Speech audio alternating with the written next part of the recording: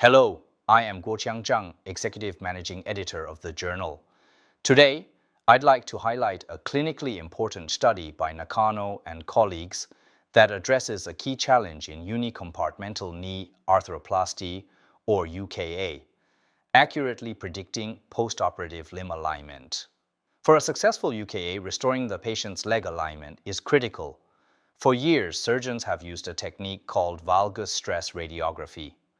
As you can see here, this involves applying a physical force to the knee during an X-ray to estimate how much a varus deformity can be corrected. However, this method has limitations. Its reliability can be affected by the patient's soft tissues, muscle tension, and the examiner's technique. This has led researchers to explore a simpler, more objective alternative, the arithmetic aHKA, or aHKA.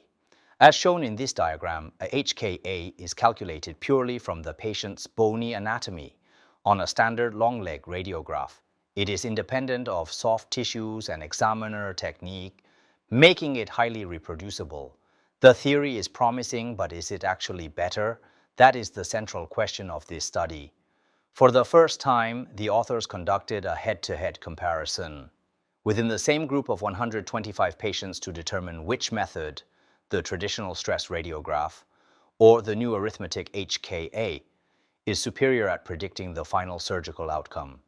The results were clear and statistically significant.